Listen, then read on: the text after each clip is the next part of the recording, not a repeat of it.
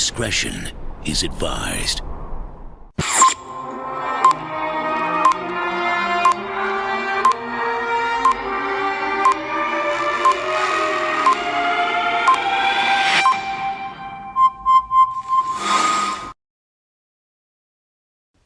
Cop injured after accidental discharge. A female municipal police officer was shot and wounded after the gun of one of her colleagues accidentally discharged while at the San Juan police station on Saturday. According to a police report, MWPC Jastri Singh, 36, and other officers of the San Juan Laventil Municipal Corporation Police returned to the San Juan police station to lodge their firearms at about 5:40 p.m. Police said the officers were at the designated clearing pit area of the San Juan police station clearing their firearms when a single gunshot was heard. Officers in the San Juan charge room quickly responded and observed WPC Singh bleeding from a wound to the left shin. One of the colleagues told police that he was clearing his pistol in the clearing bin when one round of ammunition was accidentally discharged and struck Singh. AG Sergeant Pierre applied a quick clot to the wound and instructed that she be immediately taken to the hospital. Officers took the injured officer to the Eric Williams Medical Sciences Complex for treatment, where she was taken into the operating theater. The scene was processed and one Glock pistol was seized. Police said Singh remains under observation and in a stable condition.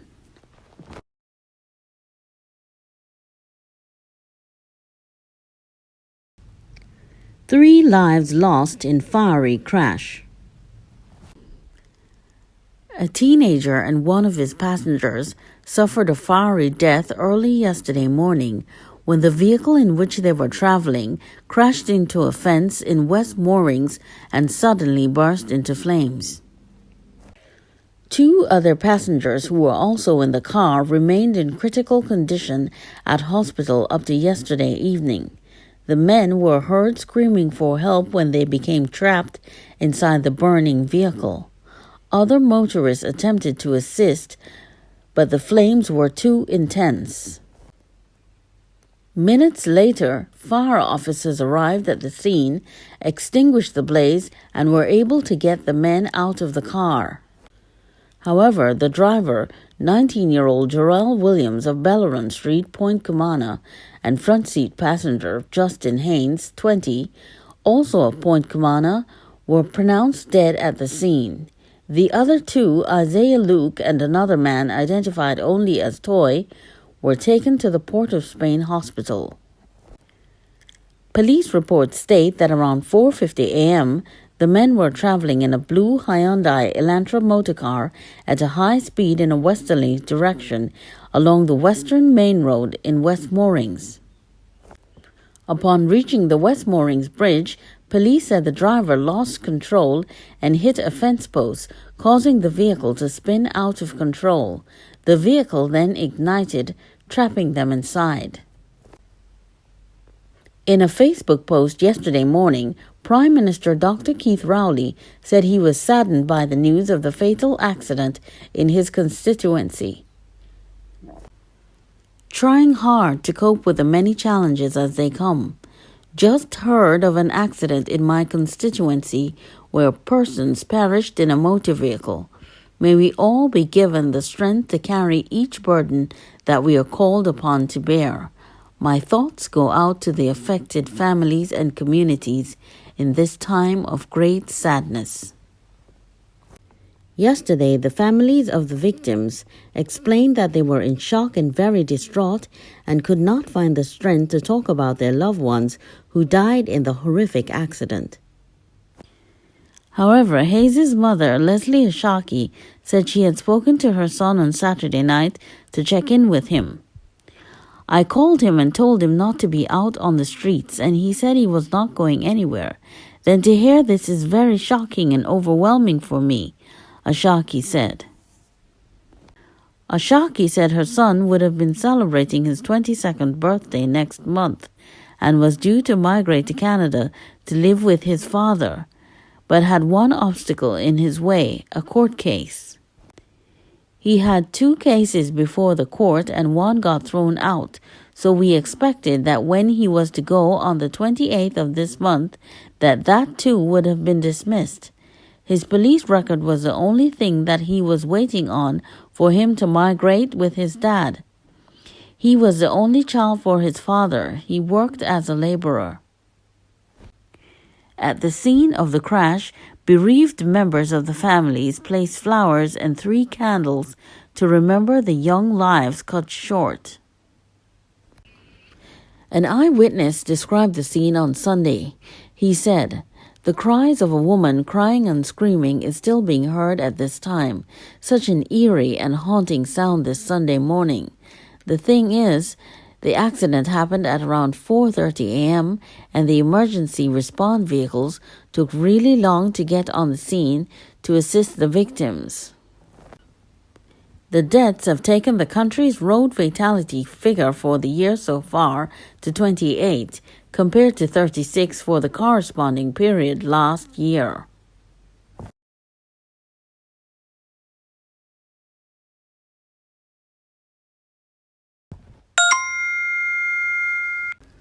Isaiah Luke died while undergoing treatment at the Port of Spain General Hospital.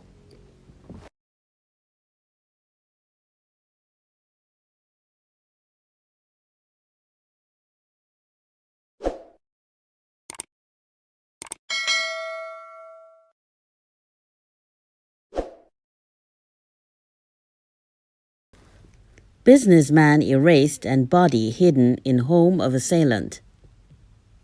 Gasparillo auto rental and service businessman Anand Maharaj was killed at the home of a man where he went to conduct business on Saturday.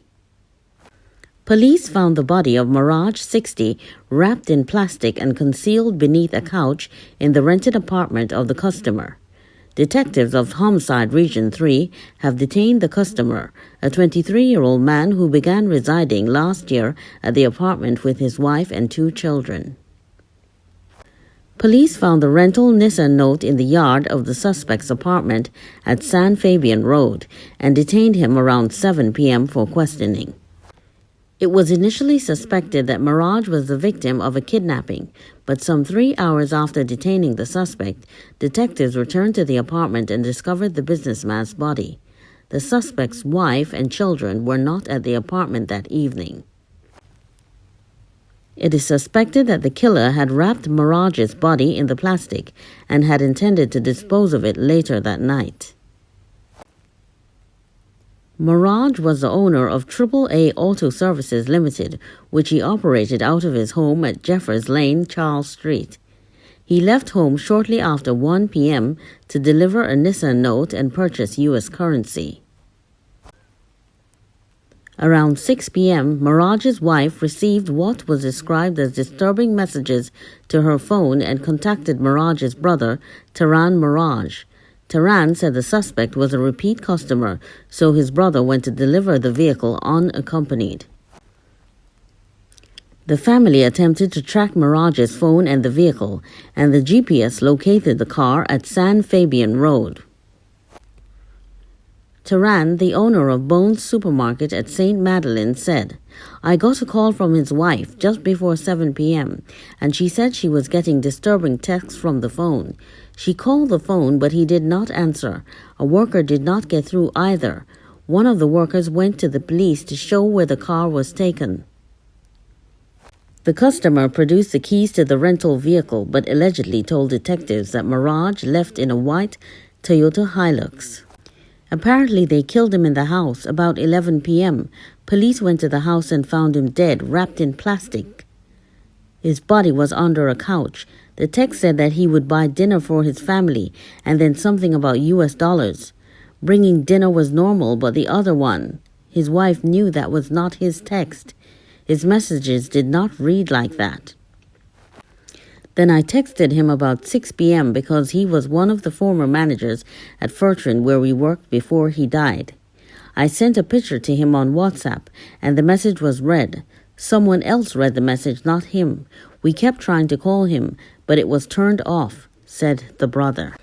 Taran said the family was awaiting the results of the autopsy to find out how his brother was killed, but he learned that neighbors did not hear any gunshot screams or signs of a struggle. Taran was the victim of crime several times. He shot and killed a bandit who was among 4 men who invaded his home in St. Madeleine 2 years ago. The brother said his niece is to be married on Sunday, but that the tragedy has the family in anguish and there was no certainty over the wedding. This had thrown everything off. It is a Hindu wedding, so he was expected to be a member of the Bharat to go to the groom's house. The wedding was postponed last year from Easter Sunday because of the lockdown measures. Finally put it for Sunday coming. Then we got another lockdown. But worst of all, the uncle of the bride is murdered. The family is yet to decide on whether things will go forward, said the brother. Taran said his brother built his business from scratch after working several jobs in his life. He said he was employed as a police officer, was a plant manager at Fertrin, and then PCS Nitrogen, a landscaper, and then an auto rental and service dealer. He had a good relationship with the police. I was here yesterday around midday. He said things were real slow. Auto rentals and repairs were slow. He said he was thinking of diversifying his business. He was a very hard worker. He tried everything from lawn maintenance to car repairs to car rentals. His 3 children are well educated. He had a lot of security, a camera system, burglar-proofing everywhere, GPS on all the vehicles, everything he could have thought about, said Taran. Officers of Region 3 Homicide are continuing investigations.